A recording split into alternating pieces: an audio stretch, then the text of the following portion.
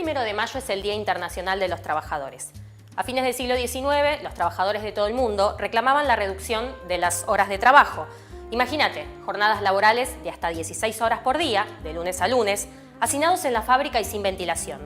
Todo por un sueldo miserable. Y encima, como ves, las mujeres y los niños trabajaban a la par que los varones, pero ganaban la mitad. Sí, ya sé, lo mismo que pasa ahora. Los niños eran usados para destrabar las máquinas, porque tenían manos chiquitas que podían meterse en el hueco de las máquinas y así poder arreglarlas. Entonces el patrón no gastaba plata. Así de brutal es el capitalismo. ¿Qué reclamaban entonces? 8 horas de trabajo, 8 horas de descanso y 8 horas de recreación. Con esta consigna, el 1 de mayo de 1886, en varios lugares de Estados Unidos, se organizó una gran huelga que juntó a 350.000 trabajadores en la calle. Un hecho histórico para la época. Muchos eran anarquistas y socialistas. En Chicago estuvo la huelga más impactante, porque participaron 40.000 trabajadores con todos los transportes parados y había piquetes por todos lados. Los empresarios bajaron hasta las horas de trabajo para evitar que se sumen al paro unas 45.000 personas más. La policía atacó a balazos las movilizaciones durante ese día y los siguientes. El día 3 mataron a 2 trabajadores en la huelga de la fábrica McCormick, que estaba en conflicto por despidos. Y el 4.º día reprimieron un mitin pacífico.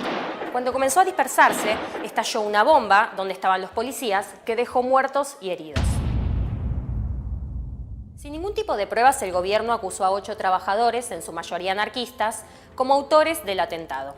El juicio fue una completa farsa, que terminó con la pena de muerte para 5 de ellos, 2 a cadena perpetua y 1 a 15 años de prisión.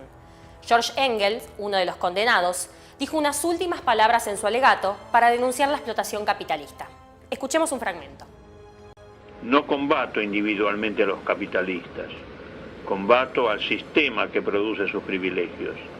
Mi más ardiente deseo es que los trabajadores sepan quiénes son sus enemigos y quiénes son sus amigos. Albert Parsons, otro de los condenados, que fue compañero de Lucy Parsons, un ícono de la lucha de las mujeres, de la clase trabajadora y una verdadera amenaza para el Estado norteamericano. Lucy estaba convencida de que no habían sido asesinados por haber puesto una bomba, sino porque estaban organizando a los esclavos del salario. En 1889, en homenaje a los mártires de Chicago, la Segunda Internacional, que nucleaba partidos y organizaciones obreras de casi todo el mundo, declaró el 1 de mayo como el Día Internacional de los Trabajadores.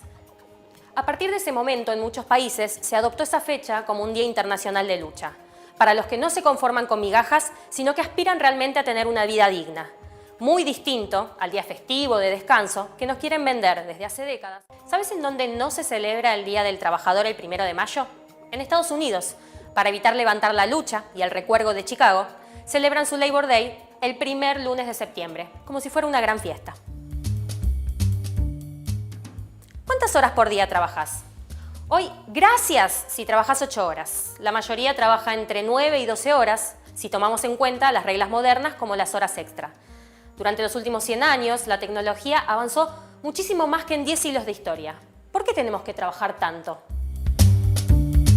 Si todos trabajáramos 6 horas al día, podríamos repartir las horas entre ocupados y desocupados, sobre todo en momentos de crisis, donde siempre los más golpeados somos nosotros.